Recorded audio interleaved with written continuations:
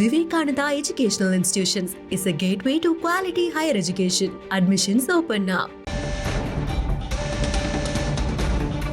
அண்மை செய்தி ஒன்றை பார்க்கிறோம். 4 மணி நேரமாக பிரதமர் ஆலோசனை நடத்தி வருகிறார். டெல்லியில் உள்ள பிரதமர் மோடியின் இல்லத்தில் இந்த ஆலோசனை நடைபெற்று வருகிறது. பாகிஸ்தான் எல்லை விவகாரம் தொடர்பாக பிரதமர் மோடி ஆலோசனை நடத்தி வருவதாக தகவல் வெளியாகி இருக்கிறது.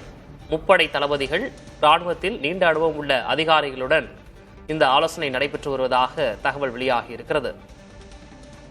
இது தொடர்பான கூடுதல் விவரங்களை மூத்த செய்தியாளர் கணபதியிடம் கேட்கலாம். கணபதி, கிட்டத்தட்ட 4 மணி நேரமாக இந்த ஆலோசனை நடைபெற்று வருவதாக தகவல் வெளியாகி இருக்கு. இப்போ ஏதாவது முக்கிய முடிவுகள் எடுக்கப்பட இப்போ வாய்ப்பு இருக்கா? கடந்த 2 நாட்களாகவே பிரதமர் நரேந்திர மோடி இல்லத்தில் தொடர்ச்சியாக ஆலோசனைகள் நடைபெற்று வருகின்றன. முதலாவதாக தீவிரவாத முகாம்களை தாக்க திட்டமிட்ட சமயத்திலிருந்து தொடங்கி பாதுகாப்புத்துறை அமைச்சர் ராஜ்நாத் சிங், தேசிய பாதுகாப்பு செயலர் அஜித் தோவல், உள்துறை அமைச்சர் அமித்ஷா ஆகியோர் தொடர்ச்சியாக பிரதமர் நரேந்திர மோடியுடன் சந்திப்பு நிகழ்த்தி வருகின்றனர். அத்துடன் முப்படை தளபதிகளும் தொடர்ச்சியாக பிரதமர் நரேந்திர மோடியை சந்தித்து அவ்வப்போது என்ன களத்திலே நிகழ்ந்து கொண்டிருக்கிறது என்ற தகவல்களை வழங்கிக் கொண்டிருக்கிறார்கள். இப்படிப்பட்ட சூழலில்தான் இன்று மாலையிலே தொடங்கிய ஆலோசனை கூட்டத்தில் இன்டெலிஜென்ஸ் பியூரோ மற்றும் RAW ஆகிய உளவுத்துறைகளின் தலைவர்களும் ஆலோசனையில் கலந்து கொண்டார்கள். இது மிகவும் முக்கியத்துவம் வாய்ந்ததாக கருதப்படுகிறது. ஏனென்றால் உள்நாட்டிலே ஏதேனும் நாச வேலைகள் நடைபெறுகிறதா, பாகிஸ்தான் தொடர்ச்சியாக தாக்குதல்களை நடத்தி வருகிறது, ட்ரோன்கள் மூலம் தாக்குதல், ஏவுகணைகள் மூலம் தாக்குதல் எனவும் எல்லை பகுதிகளிலே பிறங்கி குண்டுவீச்சு எனவும் இருந்து வரும் சூழலிலே ஏற்கனவே ஊடுருவிய தீவிரவாதிகள் ஏதேனும் நாச வேலைகளில் ஈடுபடலாமா, அதை தடுப்பதற்கு என்ன செய்ய வேண்டும் போன்ற அம்சங்களை எல்லாம் உளவுத்துறை இன்டெலிஜென்ஸ் பியூரோ பிரதமர் மோடிக்கு தகவல்களாக தெரிவித்துக் கொண்டிருக்கிறது. அதன் அடிப்படையிலே நடவடிக்கைகள் எடுக்கப்பட்டு வருகின்றன. அதே சமயத்தில் RAW உளவுத்துறை, அதாவது ரிசர்ச் அண்ட் அனாலிசிஸ் விங் என அழைக்கப்படும், இந்தியாவுக்கு வெளியே உள்ள முக்கிய தகவல்களை சேகரித்து நாட்டுக்கு வழங்கும் உளவுத்துறையான RAW பாகிஸ்தானில் தற்போதைய நிலவரம் என்ன, பிற நாடுகள் என்ன கருதுகின்றன, பாகிஸ்தான் எங்கிருந்து ஆயுதங்களை, தளவாடங்களை இறக்குமதி செய்கிறது போன்ற அம்சங்களை எல்லாம் சேகரித்து அளித்துக் கொண்டிருக்கிறது. இதன் அடிப்படையிலே அடுத்த கட்ட நடவடிக்கைகள் குறித்து பிரதமர் நரேந்திர மோடி தலைமையிலே தொடர்ச்சியாக ஆலோசனைகள் நடைபெற்று வருகின்றன. இதுவரை நடந்த தாக்குதல்கள் எல்லாம் பெரும்பாலும் முறியடிக்கப்பட்டிருந்தாலும் இன்று சில ட்ரோன்களுடைய தாக்குதல் காரணமாக பொதுமக்களுக்கு அச்சுறுத்தல் ஏற்பட்டிருக்கிறது. ஒரு குடியிருப்பு கட்டிடத்தின் மேல் ட்ரோன் விழுந்ததன் காரணமாக தீப்பற்றி அந்த வீட்டிலே இருந்தவர்கள் பாதிக்கப்பட்டு தற்போது மருத்துவமனையிலே சிகிச்சை பெற்று வருகிறார்கள். அதே போல ஒரு கார் ஒன்று தீப்பற்றி எரிந்ததன் காரணமாக அதில் உள்ள ஒருவர் தற்போது கவலைக்கிடமாக உள்ளார்.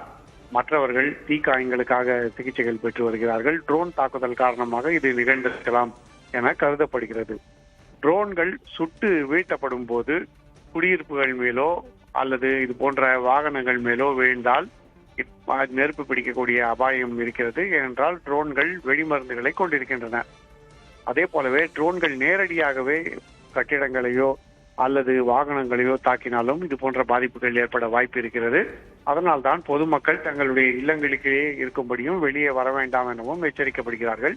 இதை தவிர எல்லை கட்டுப்பாட்டு பகுதி மற்றும் சர்வதேச எல்லை பகுதி ஆகிய இடங்களிலே பாகிஸ்தான் தொடர்ச்சியாக பீரங்கி குண்டுகளை வீசி வருகிறது. கனரக வாகனங்களை கொண்டு தாக்க கூடாது என பல்வேறு விதமான புரிந்துணர்வுகள் இருக்கும் நிலையிலும் பொதுமக்கள் வசிக்கும் குடியிருப்பு பகுதிகளை பாகிஸ்தான் தாக்கி வருகிறது. ஆகவேதான் பூஞ்ச் உள்ளிட்ட பல்வேறு இடங்களிலே மக்கள் பாதுகாப்பான இடங்களுக்கு கொண்டு சென்று முகாம்களிலே தங்க வைக்கப்படுகிறார்கள். இத்தகைய நடவடிக்கைகளும் ஒருங்கிணைக்கப்படுகின்றன.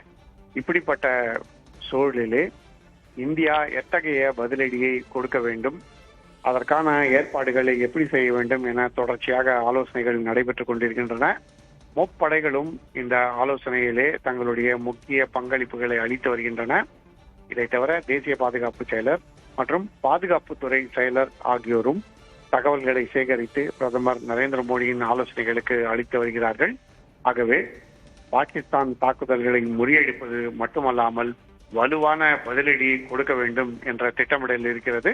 அதன் அடிப்படையில் அடுத்த கட்ட நடவடிக்கைகள் எடுக்கப்படும் என எதிர்பார்க்கலாம். விக்னேஷ், கணபதி, ஒரு பக்கம் முப்படை தளபதிகளுடைய ஆலோசனை கூட்டம் நடந்து கொண்டிருக்கிறது. இன்னொரு புறம் ட்ரோன் தாக்குதலை பாகிஸ்தான் தீவிரப்படுத்தி இருக்கிறது. அதனை தடுத்து முறியடிக்கும் முயற்சியில் இந்தியா ஈடுபட்டு வருது. இப்ப நேற்றைய தினம் பார்த்தோம், ஜம்மு, அதே போன்று பஞ்சாப், ராஜஸ்தான் உள்ளிட்ட மாநிலங்கள்ல குறி வச்சு அவங்க ட்ரோன் தாக்குதலில் ஈடுபடுறாங்க. இப்போ குஜராத் மாநிலத்துல பதான் என்ற ஒரு இடத்துல ட்ரோன் தாக்குதல் ஈடுபட்டிருக்குமோ அப்படின்ற ஒரு அச்சத்துல அங்கு மின்சாரம் துண்டிக்கப்பட்டு முன்னெச்சரிக்கை நடவடிக்கைகள் தற்போது எடுக்கப்பட்டு வருவதாகவும் தகவல் வெளியாகி வருது. அது தொடர்பான விவரம் இருக்கா? நிச்சயமாக குஜராத் மட்டுமல்ல, குஜராத்துக்கு அண்டை மாநிலமான ராஜஸ்தானிலும் நேற்றும் சரி இன்றும் சரி பல்வேறு முயற்சிகள் நடைபெற்று இருக்கின்றன. ட்ரோன்கள் தாழ்வாக பறந்து வரக்கூடியவை. அத்துடன் அவற்றை ரடார்கள் மூலமாக கண்டறிவது அவ்வளவு சுலபம் அல்ல என்பதால் அவை இந்திய வான்வெளிக்குள் நுழைந்த பிறகு சுட்டு வீழ்த்தக்கூடிய சூழல் இருக்கிறது. இந்திய பாதுகாப்பு படைகளைச் சேர்ந்தவர்கள் இதுவரை வெற்றிகரமாக ட்ரோன்களை சுட்டு வீழ்த்திக் கொண்டிருக்கிறார்கள். நேற்று இரவு மட்டுமே கிட்டத்தட்ட 400 ட்ரோன்கள் வரை தாக்குதல் நடத்தியிருக்கலாம் என கணிக்கப்பட்டிருக்கிறது. இது பாதுகாப்பு படைகளின் கணக்கெடுப்புப்படி. இதை தவிரவும் அதிக ட்ரோன்கள் தாக்குதலிலே ஈடுபட்டிருக்கலாம் எனவும், எண்ணிக்கை 500 வரை இருக்கலாம் எனவும் மற்றொரு கருத்து இருக்கிறது. இப்படிப்பட்ட சூழ்நிலையில் தொடர்ச்சியாக அனைத்து ட்ரோன்களையும் சுட்டு வீழ்த்த வேண்டும்.